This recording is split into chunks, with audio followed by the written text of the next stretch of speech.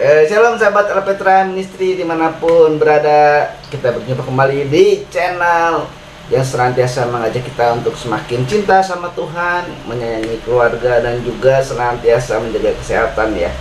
Walaupun ya kadang-kadang adalah sakit-sakit dikit ya bang, pilek-pilek. Oh iya, kita sapa dulu nih sama abang kita, Bang Heri. Shalom bang.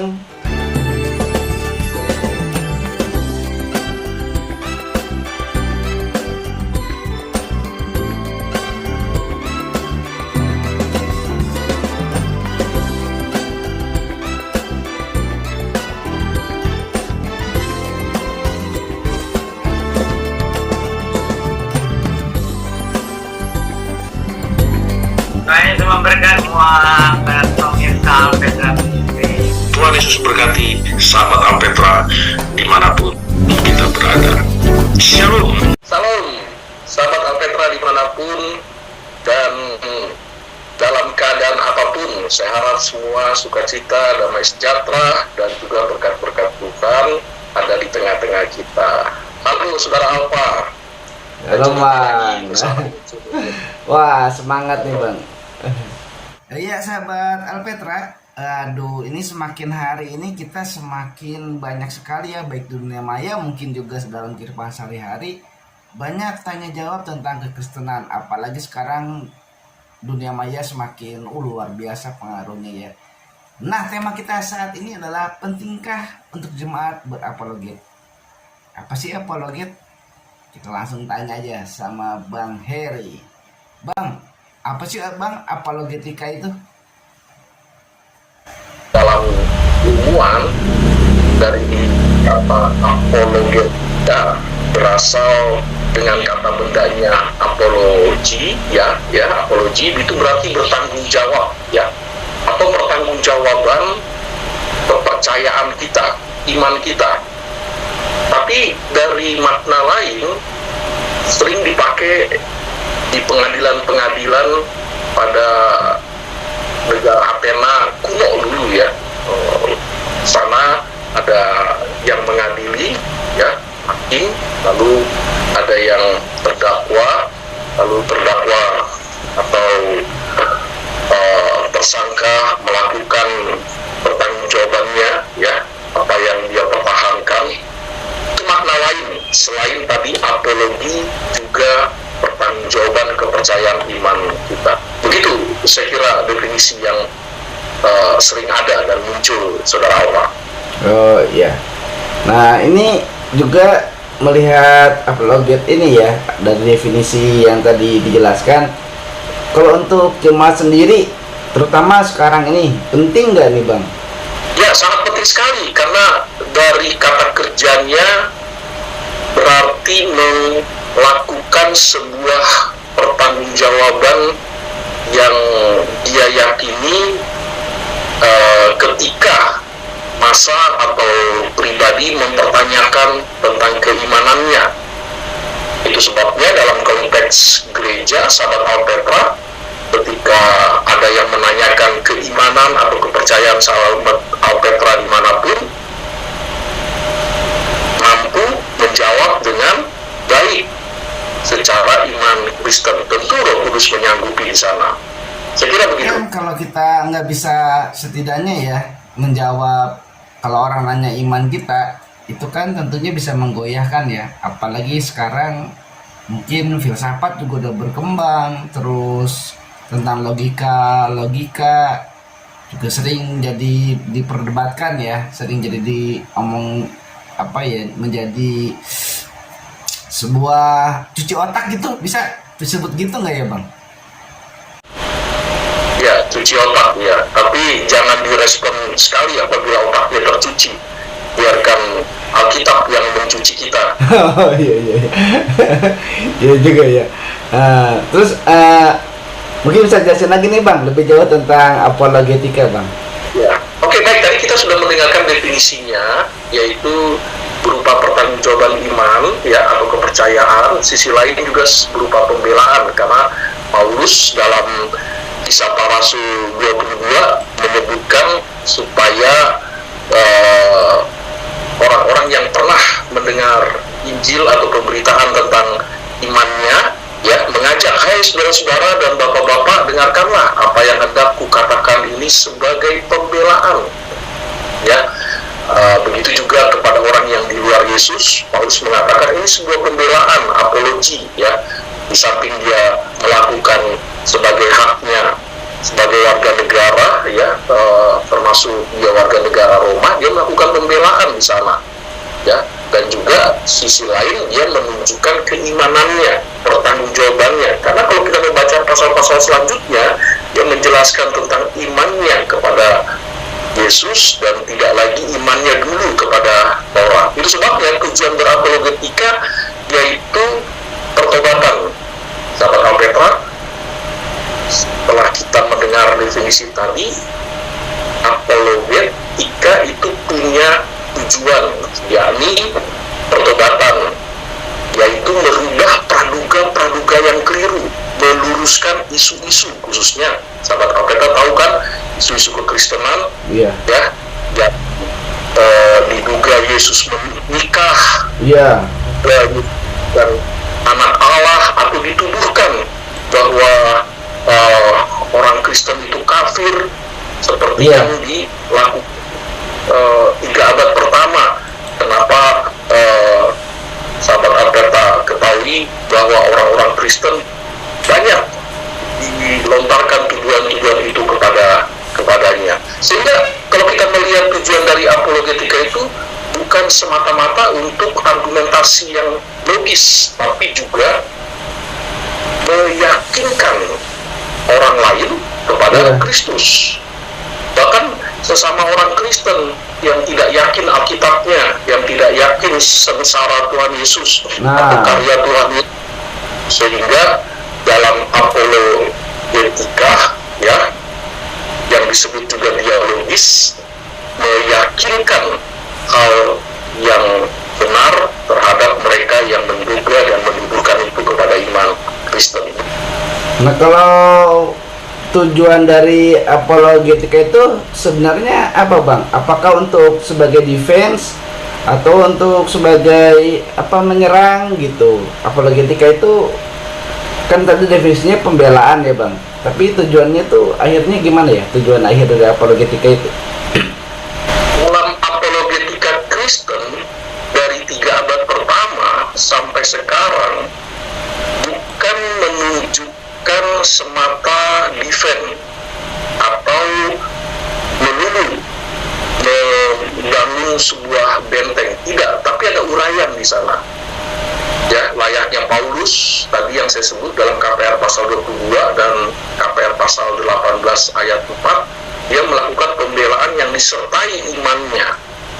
Itu sebabnya tujuannya supaya orang yang menyerang, menuduh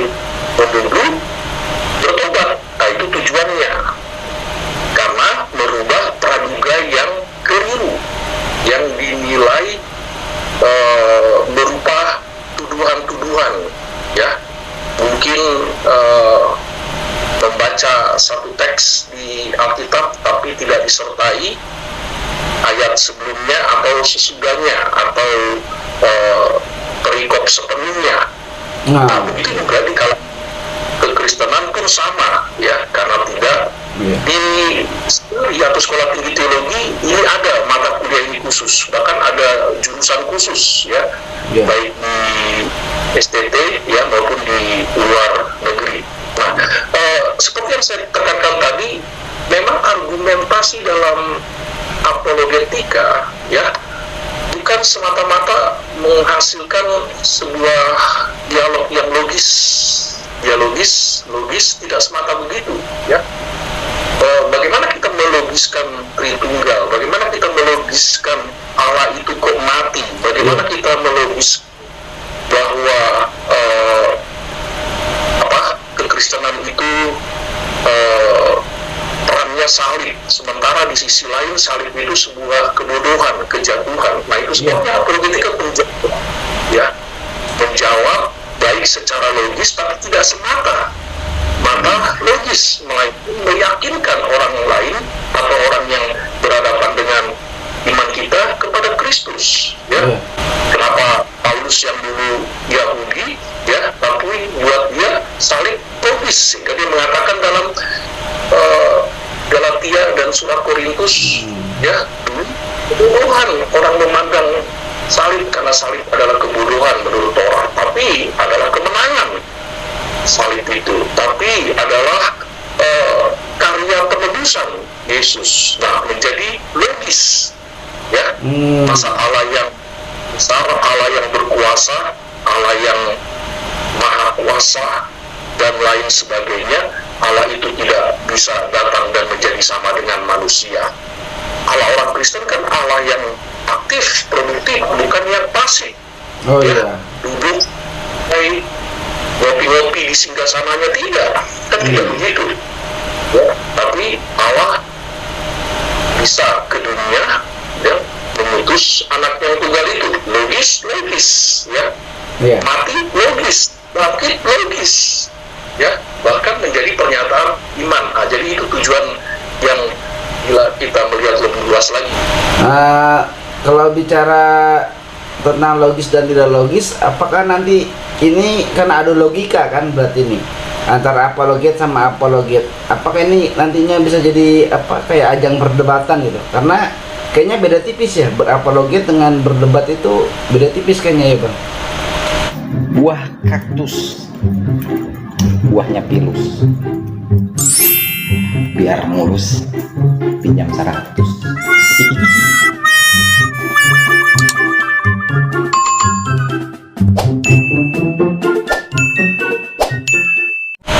Ya betul, Yesus pernah bilang kalau berangsur-angsur debat kusir dan tidak menghasilkan pertobatan atau minimal responsif seperti Nikodemus atau perempuan Samaria dalam ayat 4, kebaskan aja, tinggalkan aja, ya. Ada saat nanti mungkin dia gelisah atau tidak sama sekali. Iya. Nah, atau free will-nya atau tanggung jawabnya memilih yang menurut dia logis, ya saja ya. Tapi Tuhan Yesus kan berkata dalam Matius pasal 22, ya, supaya kasihlah Allahmu dengan akal budimu, ya, akal sehatmu, Iya. ya, itu sebab Allah yang maha kuasa masa tidak bisa datang ke dunia untuk meyakinkan kebenaran, dan itu adalah Yesus yang diutus. Itu sebabnya kenapa terjadi kenapa terjadi banting setir, ya, keiman yang, karena memang tidak bisa membuka, ya, mata pikiran hati yang sebenarnya Alkitab bisa logis dijelaskan, sangat logis bisa dijelaskan apapun doktrin atau dogma di dalamnya, dan dalam pertanggungjawaban iman bisa dijelaskan. Misalkan di 3 abad pertama tuduhan kekristenan itu berupa menjelek-jelekan, ya, merendahkan keyakinan pengikut Yesus, ya, katanya Yesus anak haram, dari dulu itu sudah disebut di sana, ya, dalam 3 abad pertama di sana. Lalu diejek juga, dihina dengan tulisan-tulisan, dengan orasi-orasi oleh Celsus dan Lucian. Mereka adalah sosok yang sangat akademis dan piawai dalam berorasi dari Romawi, ya, menyerang Kristen pasca Yesus naik ke surga atau murid-murid yang sebagian mati. Kira-kira begitu, saudara Alfa. Ya memang ya, sahabat Alpetra, kalau bicara apologet pasti itu mencakup ya, ada tentang kristologi atau tentang Yesus Kristus, tentang keselamatan, tentang gereja dan sebagainya ya bang ya, banyak sekali ya. Nah lalu metodenya apa nih bang? Metode di apologetik ada gak bang? Ada ya, ada beragam macam model atau metode apologetics, ya. Tadi disinggung tentang different mechanism, ya, meliputi classical method, ya, atau metode yang sangat klasik, yang sering dipakai oleh sepanjang abad tokoh-tokoh apologetika, ya, seperti Justin Martin, ya, dan juga Tatian, ya,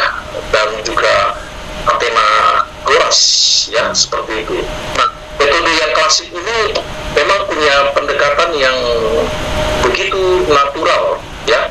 Iya. Karena memaparkan bukti yang historis, Yesus yang historis, yang Yesus juga imani. Iya. Kekristenan yang historis, begitu juga kekristenan yang meyakini Mesias sudah datang, sehingga gereja perdana, ya, seperti itu. Lalu ada juga metode pengumpulan bukti-bukti atau disebut dengan the evidential method. Oh iya. Ya, bukti referensi, bukti literatur, ya. Iya. Misalkan dari kelompok lain menyebut Yesus tidak mati tapi diturunkan lalu diobati hasil pecutan-pecutan atau hasil pukulan-pukulan dari bangsa Romawi, ya, sehingga dia hidup sebagaimana mestinya dan menikah. Bukti-bukti itu sumbang, bahkan yang dipegang oleh kelompok Gnostis atau orang-orang di luar Yesus, di luar Rasul yang tidak meyakini. Padahal bukti-bukti historian seperti Flavius, ya, seperti juga Philo, ya, Pliny, mereka menyebutkan, kalau teman-teman searching di Google, ya, teman-teman sahabat Alpetra, lalu buat bukti Yesus mati oleh orang Romawi dan dituliskan oleh para pakar historian sejarah, itu banyak sekali. Padahal pakar-pakar historian itu orang yang tidak di dalam Yesus tapi mengakui secara fakta, ya, seperti itu. Bahkan peneliti-peneliti seperti David Tabor, ya, dari Amerika yang meneliti tentang DNA Yesus, sejarah Yesus, sekalipun dia agnostik, dia mengakui, ya, bahwa pernah ada, ya, Yesus Kristus yang mati di Golgota. Artinya apa di sini? Ya, dengan metode-metode yang evidensial, ya, dikumpulkan oleh para apologet, ya. Tapi tetap saja kelompok lain membantah Yesus mati, apalagi mereka membantah Yesus bangkit, ya. Jadi Alkitab itu reliable sekali, sangat reliable, ya, sangat bukan kebenarannya dan jelas, bahkan masuk akal.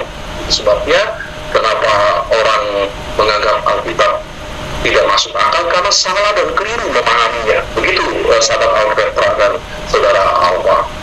Iya bang. Nah ini bang, sebelum ke pertanyaan selanjutnya nih, kita kan sebagai awam ya, misalnya saya sebagai awam ini kan bingung ya kalau membuat apologet gitu. Apakah memang harus belajar teologi secara khusus atau gimana ya supaya punya pegangan gitu saat harus berapologet gitu?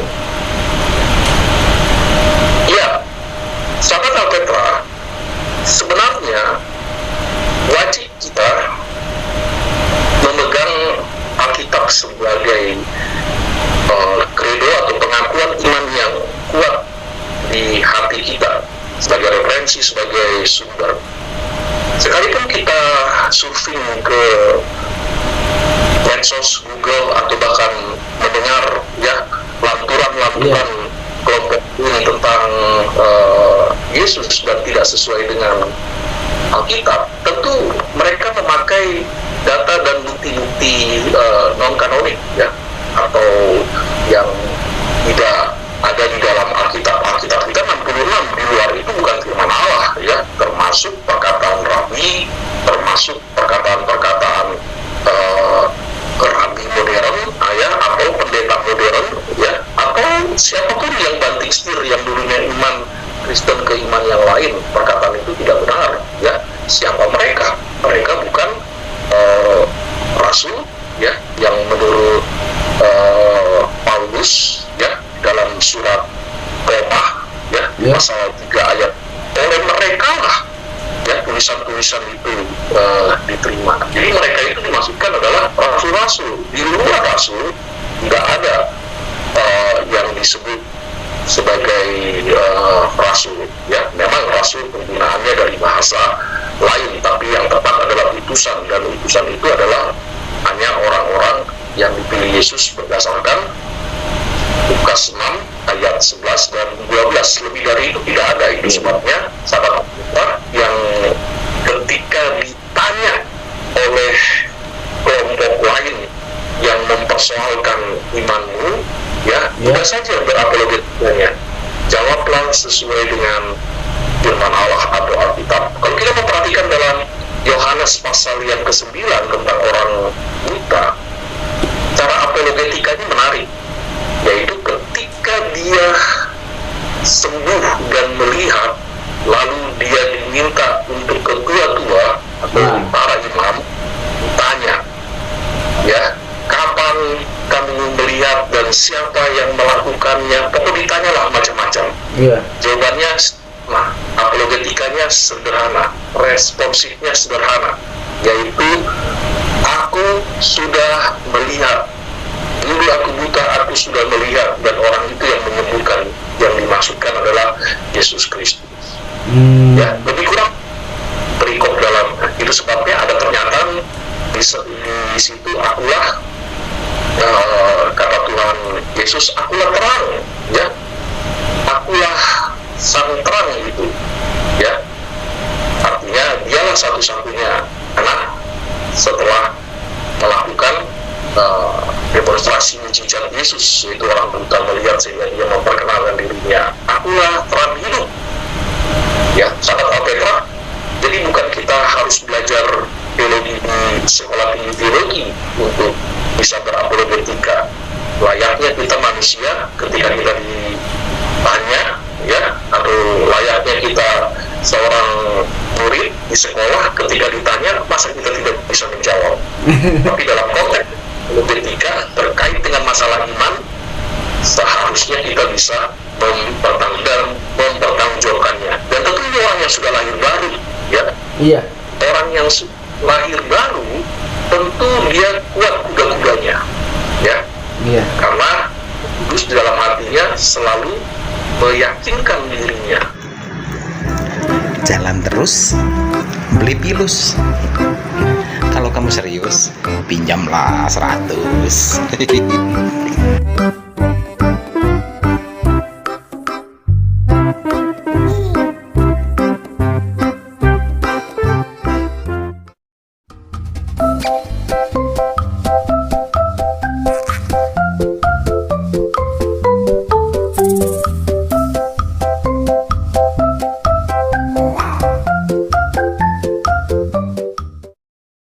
Iya.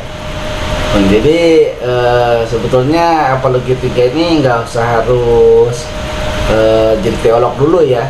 Jemaat pun bisa ya untuk melakukan apologetika, karena artinya tadi yang jelasin abang di depan bahwa apologetika itu kan artinya pembelaan ya, Bang. Pembelaan terhadap iman kita gitu.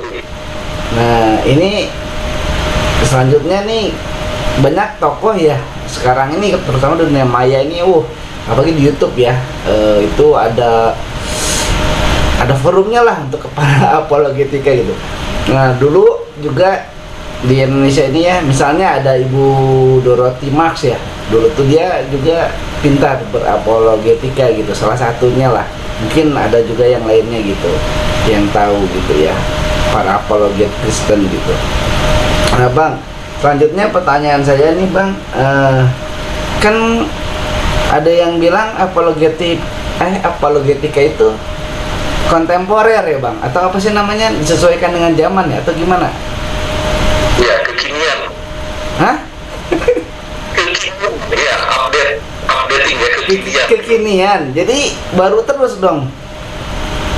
Ya, baru terus, tapi sebenarnya 11-12 lah dengan debat pertama, masalah doktrinal, lalu masalah perilaku, ya, atau attitude, itu juga dipersoalkan ya, seperti itu. Nah kesininya kan berkembang masalah sains ya, itu kan apologetika berperan juga masalah sains, yang dimana katanya orang mati bisa dibangkitkan lagi ya. Sampai sekarang belum ada ya, tapi wacana begitu. Terus yang kedua, dari sel manusia bisa dibuat kembar ya, diambil dari sel ujung kuku, ujung rambut atau kulit, lalu bisa memunculkan kembarannya ya. Nah, itu kan sains. Sains kan harus ditampik ya, harus dilawan dengan view iman Kristen Kristen gitu. Lalu mengenai lamanya usia bumi yang katanya jutaan miliaran tahun karena Wah. Big Bang, ya itu lawan dengan cara pandang Alkitab, ya seperti itu. Nah, termasuk juga dosa turunan, dosa warisan yang klaim-klaimnya dikatakan manusia nggak ada dosa setelah lahir, itu juga harus ditampik ya, atau dikemas ya dengan uraian firman Tuhan, yang termasuk juga tuduhan terhadap Yesus ya yang saya sebutkan tadi ya. Secara doktrinal Yesus itu bukan juru selamat, atau yang dipakai oleh istilah Kirsi ya tentang penyaliban itu sudah pernah ada pada zaman sebelum Yesus ya, penyaliban itu. Tapi buku-buku itu kumpulan-kumpulan mitos. Mitos kan bukan mitos ya, seperti itu. Itu bukan mitos, seperti yang saya katakan, para sejarawan, para saksi mata ya mengumpulkan bukti-bukti tentang Yesus yang mati ya, dan Yesus yang bangkit, seperti itu. Dan buku-buku atau catatan-catatan itu ada di museum-museum Prancis, museum-museum Mesir, museum-museum Jerman. Teman-teman kalau ada Bang Alpetra datang aja ke sana ya. Saya belum pernah ke sana, tapi setidaknya literatur seperti Google ya menyebutnya di sana, dan buku-buku yang ada di belakang saya ini ya. Tapi mereka perlu tahu juga ya untuk menampik serangan-serangan apologis yang tidak bertanggung jawab itu, tentu kita tidak hanya membaca Alkitab semata ya. Gregory Pookel ya, seorang apologet ternama ya, masih hidup sekarang dari Amerika. Setidaknya untuk kaum awam itu ada 3 hal untuk tampil menampik ya dalam bukunya Tactics ya, itu sudah terjemahkan dalam bahasa Indonesia. Yang pertama pengetahuan apa? Pengetahuan Alkitab tentunya, Perjanjian Lama dan Perjanjian Baru. Sahabat Alkitab kalau tidak pernah membaca Alkitab Perjanjian Lama, Perjanjian Baru, tentu kita akan kabur di sini ya, seperti itu. Karena serangan-serangan itu kan muncul dari mereka yang membaca versi-versi jadul ya. Varian-varian Alkitab jadul sampai sekarang. Nah, tapi alangkah baiknya sekalipun awam bisa juga belajar bahasa asli ya, Ibrani dan Yunani. Pengetahuan pertama itu Google ingin menunjukkan bahwa kita bisa menjawab, kita bisa merespon, menampik ya, karena ada pengetahuan yang kita gali di sana, sehingga bahkan gereja juga yang di dalamnya pemimpin seperti pendeta ya atau majelis mengadakan kegiatan Bible study itu meningkatkan ya. Nah, jemaat bisa berapologetika kedua. Nah, taktik yang kedua, Google menekankan hikmat ya. Setelah pengetahuan kuasai oleh seorang apologet, yaitu kita pelakunya, tentu kita punya hikmat untuk kapan kita harus tinggalkan, kapan kita harus ongoing, kapan kita harus menggunakan hikmat itu dengan melihat tempat, lingkungan, keadaan yang ke sahabat Alpetra ya. Dan hikmat itu memastikan supaya seorang apologet tidak konyol. Ngapain debat kusir di medsos, sur-ansur, sementara yang di luar sana butuh berita Injil secara live. Kita tunjukkan, lakukan, sampaikan ya. Karena Yesus, kebaskanlah kasutmu, kakimu, pergilah, beralihlah ya. Karena memang mereka sudah binasa, jalan mereka sudah sulit, jadi tinggalkan saja. Nah, buat kita apologetika menurut Google, cara yang kedua yaitu hikmat ya. Berapologetikalah dengan hikmat, seperti itu.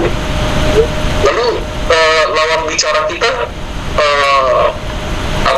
mereka cenderung mungkin menyudutkan, menjebak ya, atau menjerat pertanyaan-pertanyaan yang mungkin sulit dan lain sebagainya, atau uraian-uraian itu berupa pertanyaan yang mungkin kita tidak ketahui, jangan lanjutkan, ya. Jangan lanjutkan. Kita tidak lebih baik kita menunggu kapan waktu yang tepat menjelaskan kembali, karena kita tidak mau keliru berbicara atau salah ngomong, ya. Sehingga ya kadang-kadang Yesus tidak menjawab kok waktu dia ditanyakan oleh penguasa, ya, tentang betul. Apologetika Tuhan Yesus apa? Engkau sendiri yang mengatakannya. Atau katakan diam. Begitu juga Paulus ketika dia berhadapan dengan Felix, ya, penguasa, melakukan safari penginjilan, ya. Sekarang apologetika Paulus justru dia menjelaskan tentang kenapa dia bertobat. Dia dulu waktu dia berjalan menuju ke Damsik, tiba-tiba ada cahaya, ya. Lalu yang hanya melihat dia bersaksi justru apologetikanya. Nah, teman-teman, nikmati dulu pada waktu mungkin kita bersaksi, saksi. Ya, kalau memang kita tidak bisa menjelaskan, jangan menjelaskan. Lebih baik bersaksi aja seperti orang dalam Yohanes 9. Ya, saya tidak tahu. Ya, saya mengalami mujizat dan orang itu yang melakukan. Nah, kira-kira orang buta itu mengatakan seperti itu. Nah, yang terakhir karakter, ya. Josh Kukel, seorang apologet, ya. Selain pengetahuan, ya, selain hikmat, yang ketiga ini sahabat Alpetra, karakter kita harus karakter Kristus, bukan pemarah. Waktu kita dihadapkan dengan perdebatan yang sampai kusir lah, ya, jangan emosional, jangan marah, ya. Nah, dengan karakter ini membuat misi kita berhasil. Atau sebaliknya bisa menggagalkan, ya. Jangan kata-kata kotor muncul. Seorang apologet, dia harus menunjukkan karakter Kristus. Lihat Yesus dalam apologetnya. Dia tenang, dia diam. Ya, ketika dengan orang banyak yang mempertanyakan tentang hukum Musa, ya, dengan peristiwa perempuan berzina, lihat cara Yesus. Dia jongkok, dia menulis, ya. Lalu dia bangkit, lalu dia menghadapkan ke orang banyak, silakan lempar, dan tapi bagi kalian yang tidak berdosa, ya, itu. Nah, karakter itu penting dalam pelayanan seorang apologet Kristen, ya. Untuk apa kita memiliki banyak pengetahuan, sahabat Alpetra, lalu hikmat, tetapi tidak mewujudkan kehidupan yang luhur, sikap yang baik, santun, lemah lembut, dalam 2 Petrus 3 ayat 16-18 mempertanggungjawabkan iman secara lemah lembut, santun, baik, dan karakter Kristus nampak dalam diri kita. Biarin mereka teriak-teriak kafir, biarin mereka teriak-teriak sesat, Yesus telah gelap, sesat. Ya, untuk apa kita marah? Ya, kita tidak binasa setelah mati, ya kan? Kalau mereka kan kita tidak tahu, itu urusan Tuhan, ya. Itu sebabnya kita sangat menekankan karakter menjadi bagian dalam pendekatan berapologetika, mempertahankan tanggung jawab, ya, berdialog, ya, sehingga ini tidak menghambat usaha kita meyakinkan orang lain. Doktrin kita mungkin hebat, pengetahuan kita luar biasa, pengalaman kita mengajar hebat, gelar akademis kita tinggi, ya, sampai tingkat doktoral, tapi juga ditambah lagi dengan profesor, tapi tidak punya karakter Kristus, ya, marah-marah, ya, teriak, ya, tidak lembut, ya. Untuk apa? Itu sebabnya kendalikan diri kita supaya konsep karakter Kristus ini dan terbukti muncul buah roh itu, sabar, self control yang baik, mengendalikan diri, ya. Tapi kita perlu berlatih, ya. Ada yang mungkin yang geram, ya, yang geram, tapi kita perlu berlatih supaya Nah, Sobat Alpetra udah jelas ya. Jadi wah ini dikasih tahu sama abang ya. Saya juga seringkali diingatkan tuh, karena saya juga masih emosional orangnya ya. Tapi seringkali diingatkan sama abang, sama Payan, tenang, ini cuma ujian. Gitu ya.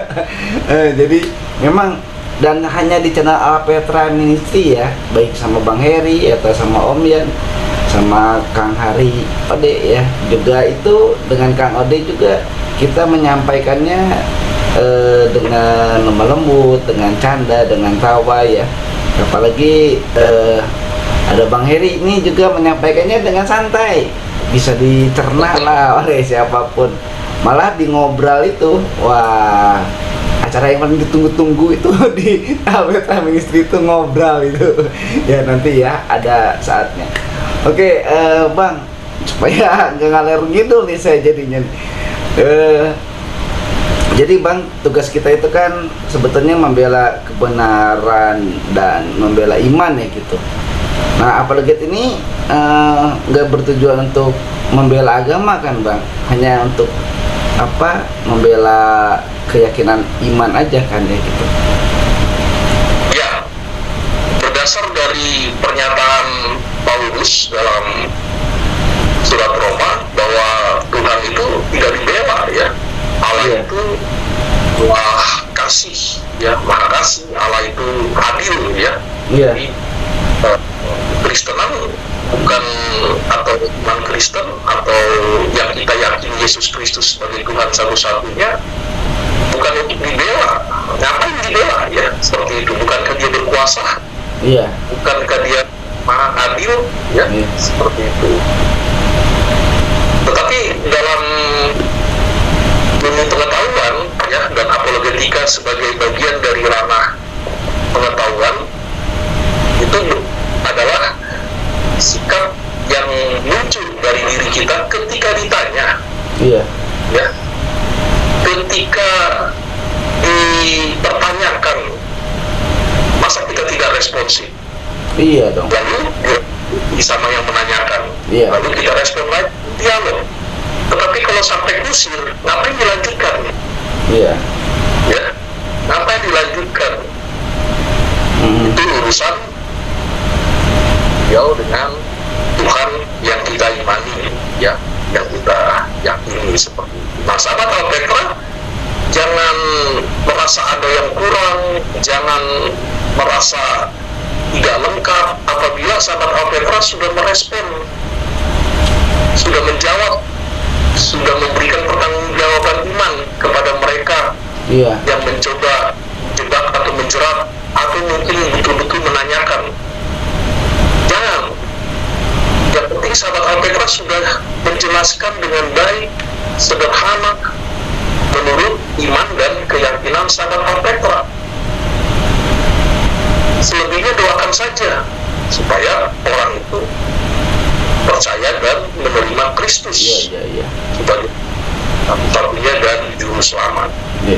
Ya. Dalam sejarah apologetika, kita lihat apologetika Tuhan Yesus, kita lihat apologetika Paulus, kita lihat apologetika murid-murid lainnya, ya, yang menunjukkan karakter Kristus. Dan tidak sebatas tapi pengetahuan ya. Paulus pengetahuannya luar biasa, begitu juga Petrus pengetahuannya, Yohanes pengetahuannya luar biasa, sehingga lahirlah surat-surat atau tulisan-tulisan mereka yang menjawab isu tentang doktrinal ya, yang menjawab isu-isu yang banyak jemaat juga bergeser. Tapi setelah diyakinkan lagi oleh Paulus, oleh Petrus, oleh Yohanes, ya, mereka yang menulis kembali kepada Kristus. Jadi tidak usah merasa kurang puas, penjelasannya tidak maksimal, tidak. Biarkan aja ya, itu mengalir, ya, seperti itu. Karena kita kan kasih, dengan tenang, ya, dengan lemah lembut, Iya. dan lain sebagainya. Begitu sahabat Alpetra dan saudara Eropa. Iya. Nah, sobat Alpetra, ya, nanti kita akan mempelajari ya lebih jauh lagi. Tentunya memang kalau Anda sahabat Alpetra merasa digerakkan Tuhan untuk menjadi apologet, silahkan belajar secara khusus ya tentunya. Tetapi di channel ini kita akan secara garis besar aja ya untuk menambah wawasan, seperti misinya Alpetra ini, menambah wawasan supaya kita tahu dan sekurang-kurangnya menambah iman kita menjadi kuat. Nanti kita akan belajar dengan Bang Heri yang berkaitan dengan apologetika ini. Misalnya kita akan menjawab tentang ajaran relativisme, pluralisme, sinkretisme, dan isme lainnya. Nantilah ya, mungkin sekarang Disebut tadi saudara Alfa, apologetika itu update ya. Nah. Ada isu relativisme, ada isu pluralisme, Iya. ada isu universalisme yang semua dikaitkan dengan kekristenan. iya. Bahkan ada orang Kristen yang pahamnya universalisme, Nah, ya, pluralisme, nah pokok isem-isem lah gitu sama. nah, iya. Nanti kita minta kesediaan Abang ya untuk sama-sama di channel Alpetra ini supaya sahabat Alpetra bisa mengerti lebih jauh ya Bang ya tentang apologetika ini gitu. Ya. Nah, sahabat Alpetra, untuk saat ini rupanya mungkin hanya segitu dulu aja ya, dan kita akan dengarkan closing statement dari Bang Heri. Silakan Bang. Ya baik sahabat Alpetra dimanapun dan dalam situasi apapun, kita yang sudah mengundang Yesus masuk ke dalam diri kita itu tidak akan sia-sia ya apabila kita melakukan dan mengerjakan dengan hidup di dalam roh, kata Paulus ya, hiduplah dalam.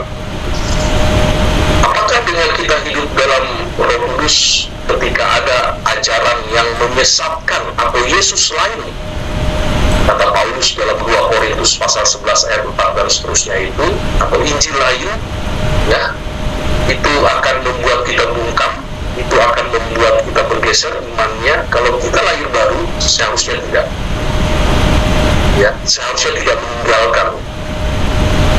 Tapi bagi mereka yang meninggalkan,